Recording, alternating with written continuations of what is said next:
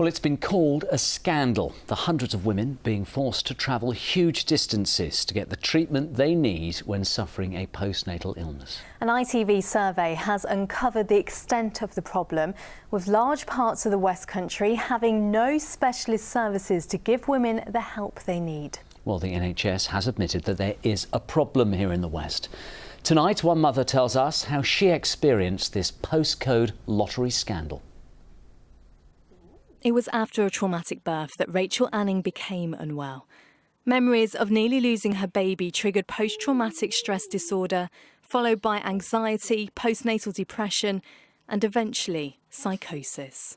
I really loved Lily, but I almost felt like I loved her too much because I was so frightened of things happening to her that then it started to get out of perspective. So I was convinced that there was cameras in my house and that someone was going to abduct Lily. Everyone was a suspect. I even thought my own partner, my family, everyone. So for about 4 days, I didn't go to sleep. I didn't take my eyes off her. I didn't go and have a bath, or I literally just watched her for the whole 4 days because I was so terrified that someone was going to take her. That was when I realised I needed to get away from my own thoughts because I couldn't take this anymore. I even thought about putting my head on a train track because I thought that was the only way that all the thoughts would stop. Rachel, who lives in Trowbridge, was finally referred to a specialist mental health facility known as a mother and baby unit, but it was in Cheshire. This meant there was 170 miles separating Rachel and her baby from her partner in Wiltshire. It put a huge strain on our relationship. It makes absolutely no sense whatsoever. You can have postnatal depression no matter where you live, and there should be the support there. But a survey commissioned by ITV and the perinatal mental health charity PANDAS shows this isn't uncommon. In the southwest, a quarter of women with the most severe form of postnatal illness said they had to travel between 100 and 200 miles to get to a mother and baby unit for the specialist treatment they needed. This is the mother and baby unit in Bristol. It's the only one in the southwest and only has 4 beds available for women, which experts say is simply not enough. The whole of the southwest is very under-resourced, actually. Within our 4 beds, we have 2 beds hopefully becoming vacant next week, and we've got about 3 people already lined up to come into those beds. So obviously, the maths doesn't work out there. Somebody's going to have to be turned away. But 2 of those women are from the southwest and are currently in mother and baby units, 1 in Hertfordshire and 1 in Staffordshire.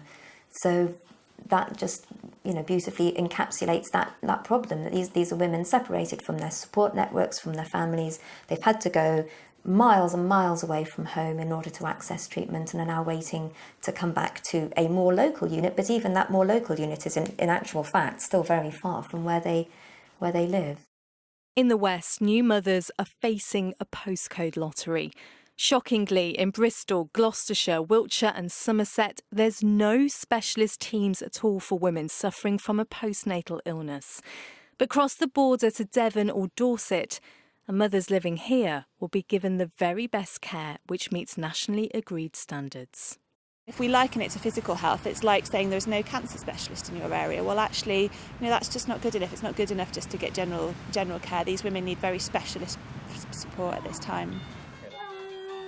When Rachel returned home to Wiltshire, she was shocked by the lack of help.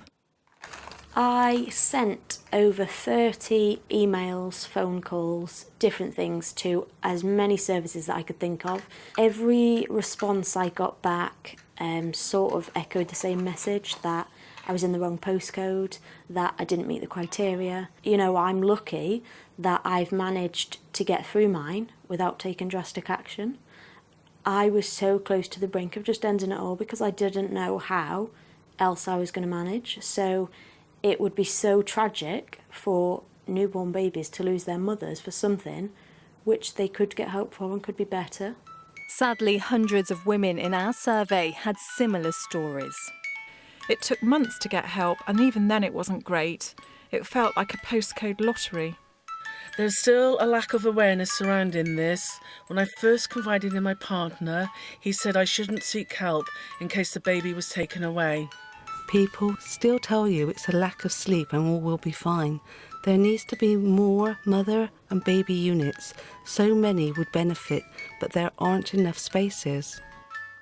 NHS England recognises there is a problem, which is why it's earmarked £365 million of funding over the next 5 years. In the South West, that's likely to mean an expansion of the existing mother and baby unit in Bristol, as well as providing another unit further down in the West Country. But Rachel says more still needs to be done to finally end this postcode lottery scandal. Well, we can hear more now from Sally Hogg, who's part of the Maternal Mental Health Alliance, who you saw in Victoria's report there. Your heart really goes out to Rachel, doesn't it? And those women like her being treated miles away from a home. But this £365 million that was mentioned sounds like it's going to go a long way to fixing the problem. Do you think it will? Well, the government investment is absolutely fantastic. We're really, really pleased that after our campaigning that money has been found. And what that money will do is will enable more mother and baby unit places like the one that Rachel needed, including more beds in the South West. So it is a great step forward, and it will also enable there to be more specialist community teams around the UK. But it won't solve everything. There are a couple of things to say. Firstly, it will be up to local commissioners to ensure that the money is spent on what it's been intended for. So there's a real need to make sure that those local decision makers in clinical commissioning groups actually spend the money on mental health services for mums and not on other health priorities. The second thing to say is that those specialist services are really, really necessary for mums who have got severe problems, but there are mums out there who've got more mild and moderate problems and who need different sorts of services. And we also need midwives and health assistants that have the time and the skills that they need to detect problems.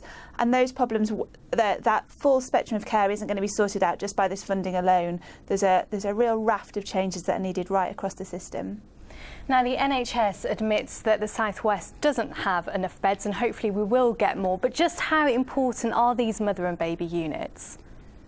They are critically important. The mums who need this sort of care, it really can save their lives. They are in real crisis when they need to go into an inpatient psychiatric care, and it can, in some cases, be the matter of life or death. And if a mother and baby unit doesn't exist, then mums have to face a really difficult choice of either getting the care that they need or staying with their baby. And it's unacceptable that they have to make that decision.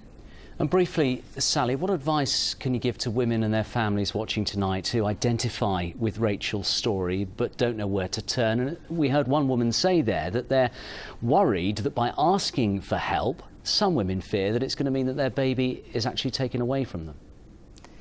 That's a really, really common fear, and I'd like to say to women out there that babies don't get taken away just because you've got a mental health problem.